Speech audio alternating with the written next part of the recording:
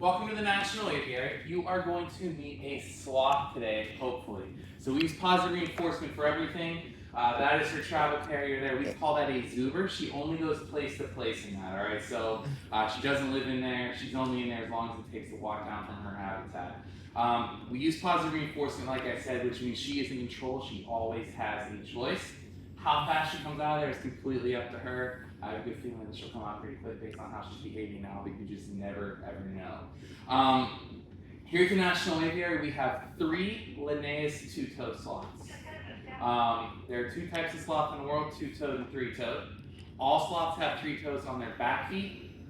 The difference between 2-toed and 3-toed then, of course, has to do with their front feet.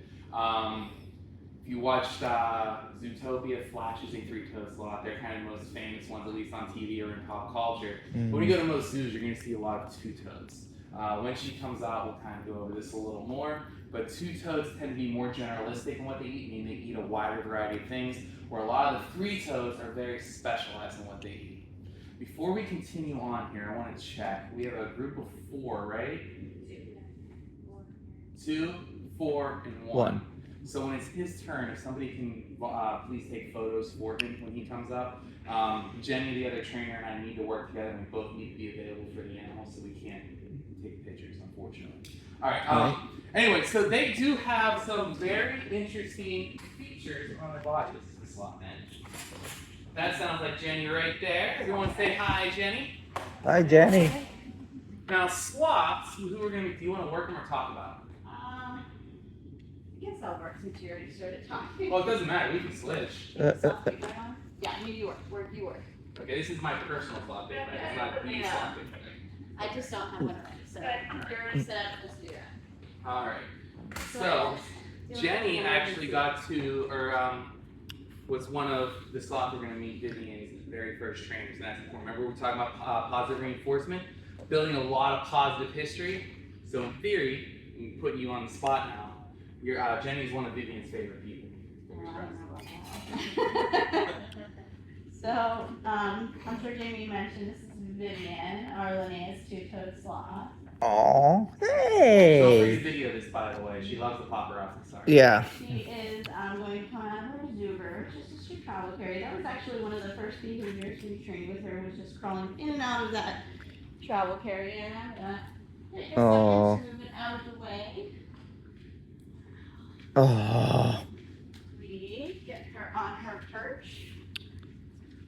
So you'll get the opportunity to both touch and feed her today. Jenny will explain how once we get to that part.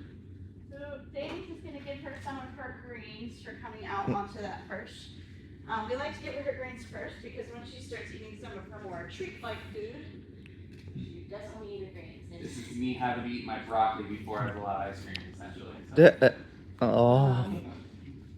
So Linnaeus 2-toed sloths have 2-toed claws on their front feet and 3 claws on their back feet, and that's what makes them a 2-toed sloth. All sloths have 3 toes on their back legs, with 3 claws per se. And those are very functional claws. They serve a purpose, and that is to allow them to hang up into the treetops without expending a lot of energy.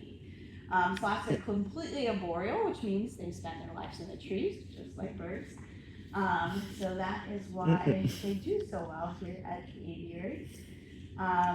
They are sharing very similar habitats, the same types of birds we have. We don't like spinach. Yeah. So you can see when she's chewing her food upside down, they'd be chewing like this. But they do have very sharp teeth that allow them to break down very fibrous matter. They are eating things like large leaves in the rainforest where they're found, greens, sticks, twigs, all kinds of stuff. And this is an example of their claw. Oh, wow. Pass it along. You can pass it down. That's one of their claws? That's an example. It's not a true one. It's Yeah. It's much smaller than hers. Yeah. Hers Yeah. are actually much bigger, yeah. Wow. Yeah. So, what we're gonna do here is we're gonna give you each the opportunity to come up and touch Vivian. You do touches first, right? Yes, And touches then through everybody and then then feeding, and then okay. you can take photos range.